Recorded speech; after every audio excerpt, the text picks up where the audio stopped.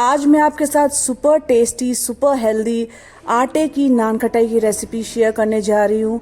एक बार आप इसे बना लोगे, मैं आपको दावे से कह रही हूँ, आप मैदे की नान खटाई खाना भूल जाओगे। आटे की नान खटाई मैदे की नान खटाई से लाख गुनी ज़्यादा टेस्टी लगती है। वैसे तो नान खटाई हमें बहुत पसंद होती है, बट आटे की तो मैंने कभी सोची नहीं थी कि इतनी टेस्टी होगी। इसके लिए सबसे पहले हमें 80 ml देसी घी लेना है। देसी घी आपका मेल्टेड होगा तो आपको फ्रिज में या फ्रीज़र में रख के थोड़ा जमा लीजिएगा। आप देख सकते हो मैंने कैसी कंसिस्टेंसी ली है। ठंड में तो ऑलरेडी घी जमा रहता है तो आपको फ्रिज में रखने की बिल्कुल ज़रूरत नहीं है। उसके बाद मैं इसमें पीसी हुई चीनी डालूंगी। जो भी मेज़रमेंट मैं यूज़ कर रही हूँ मैं आपको डिस्क्रिप्शन में बता दूंगी, आप प्लीज़ चेक कर लीजिएगा। तो मैंने 75 ग्राम पीसी हुई चीनी ली है, 80 ग्राम मैंने देसी घी लिया है और 75 ग्राम पीसी हुई चीनी ली है। और इसको आपस में ऐसे हल्के हल्के हाथों से मिक्स कर लेंगे। आपके पास अगर घर में विस्कर हो तो आप विस्कर का इस्तेमाल कीजिएगा। मेरे पास घर में बीटर रखा है तो मैं बीटर का इस्तेमाल करके इसे बीट कर लूँगी। ये इम्पॉर्टेंट प्रोसेस है, इसे बिल्कुल भी स्किप नहीं करना है। इससे क्या होगी, आपकी नान खटाई हार्ड नहीं बनेगी। कई लोगों की मैंने शिकायत सुनी है कि ये नान खटाई तो बड़ी हार्ड है, खाने में तो बहुत टाइट लग रही है, बिस्किट जैसा टेक्सचर आ रहा है। अगर आप ये प्रोसेस करते हो तो आपकी भी नान खटाई बड़ी सॉफ्ट बनेगी। तो आप देख सकते हो येलो कलर का टेक्सचर था, अब ये वाइट कलर का टेक्सचर या लाइट क्रीम कलर का टेक्सचर दिखता होगा आपको, तो इसका मतलब आपका ये बनके तैयार है। विस्कर से 5 मिनट लगेगा और बीटर से सिर्फ 2 मिनट लगेगा और फटाफट बन जाता है। तो आपको टेंशन लेने की ज़रूरत नहीं है कि आपके पास बीटर होना ज़रूरी है। वो तो मेरे पास था तो मैंने किया, अदरवाइज़ मैं हाथ से ही करती थी। ये वेट इंग्रेडिएंट था वो तो रेडी हो गया है। अब चलिए ड्राई इंग्रेडिएंट की बारी है। तो जैसे कि आप केक में ड्राई इंग्रेडिएंट्स को छानते हो, वैसे ही आज मैं नान खटाई में भी छानने वाली हूँ। तो अब मैं क्या करूँगी, पहले तो वेइंग मशीन को ज़ीरो कर लेंगे, उसके बाद हम छानना स्टार्ट करेंगे। सबसे पहले हम लेंगे गेहूँ का आटा। अगर आपको भी केक और बिस्किट्स कुकीज़ बनाने का बड़ा इंटरेस्ट है तो आप ये वेइंग मशीन ज़रूर से ले लीजिएगा, क्योंकि जब हम कप में नापते हैं तो मेज़रमेंट थोड़ा अलग आता है और वेइंग मशीन में थोड़ा अलग आता है, तो इसीलिए वेइंग मशीन ज़्यादा एक्यूरेट होती है। तो मैंने 100 ग्राम गेहूं का आटा लिया है और इसे फिर से ज़ीरो कर देंगे। अब गेहूं का आटा तो मैंने ले लिया। अब हम लेने जा रहे हैं बेसन और सूजी। वो भी नान खटाई में डाला जाता है जिससे उसका टेक्सचर और टेस्ट थोड़ा डिफरेंट आता है। तो आप किसी भी कंपनी का बेसन यूज़ कर सकते हो, लेकिन पैकेट वाला होना चाहिए। तो मैंने 40 ग्राम बेसन ले लिया है।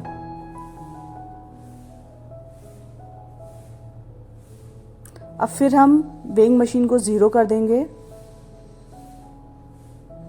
अब हम डालेंगे सूजी। 100 ग्राम अगर गेहूं का आटा लिया है तो 40 ग्राम जो होगा बेसन और फिर 20 ग्राम सूजी।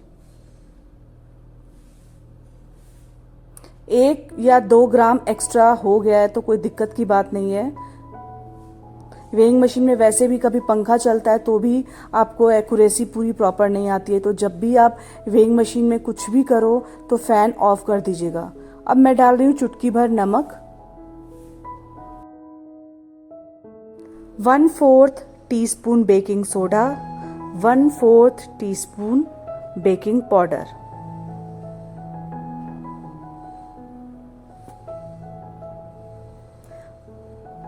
आप जो भी बेकिंग पाउडर बेकिंग सोडा लीजिएगा वो अच्छी कंपनी का लीजिएगा और ज़्यादा पुराना ना हो, इस बात का भी ध्यान दीजिएगा। फिर हम छान लेंगे इसे।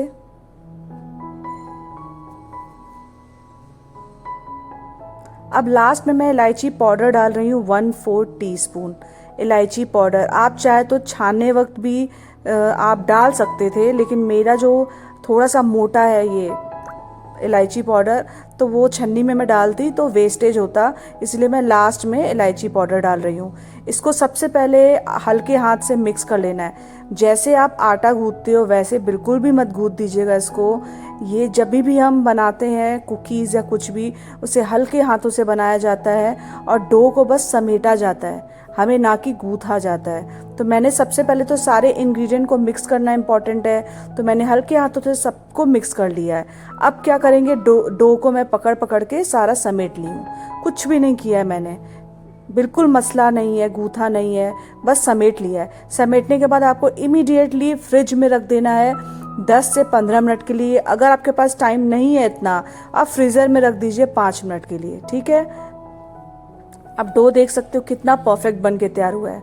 कई बार लोगों का ऑयल एक्स्ट्रा फील होता है उनको कि घी ज़्यादा है, बटर ज़्यादा है या कुछ प्रॉब्लम होती है। मेरा लेकिन एकदम करेक्ट बन के तैयार होता है हमेशा, ना ज़्यादा ऑयल ना ज़्यादा घी, कुछ भी नहीं रहता है। अब मैंने इसे फ्रिज से निकाल लिया है 10 से 15 मिनट के बाद। ये स्टेप क्यों इम्पॉर्टेंट है? क्योंकि इसके अंदर हमने देसी घी यूज़ किया है, कई लोग बटर यूज़ करते हैं।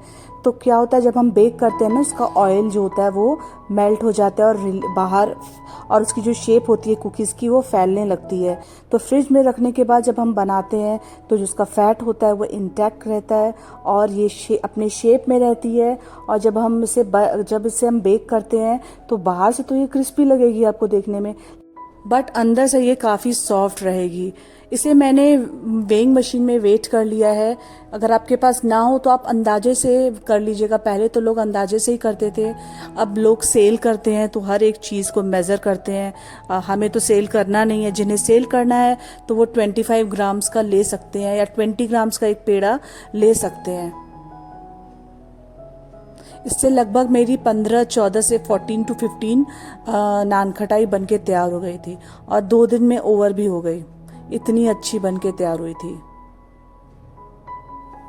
तो इस तरीके से मैंने सारे बना लिए हैं।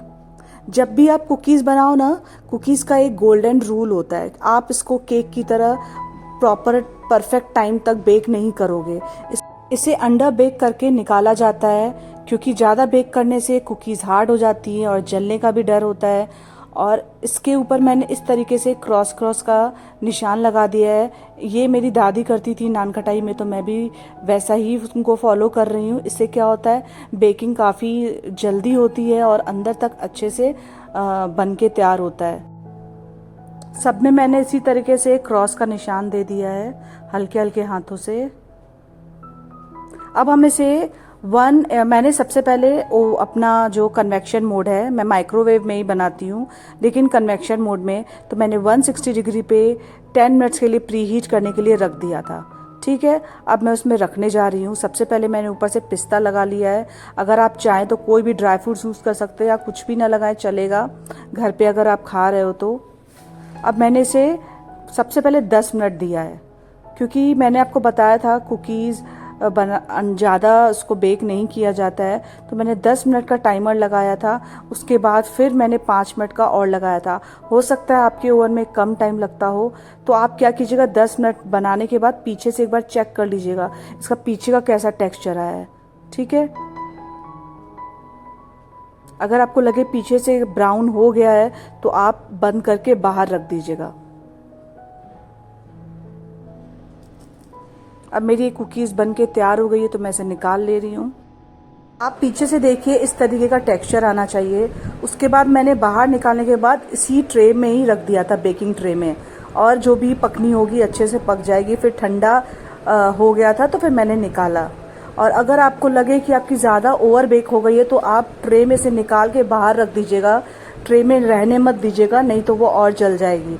तो आपको पसंद आए तो लाइक सब्सक्राइब करना ना भूलें। अगर आपको और कुकीज़ की रेसिपीज़ देखनी है तो मेरे चैनल पे बने रहिएगा, फॉलो कर लीजिएगा। Thank you for watching my video.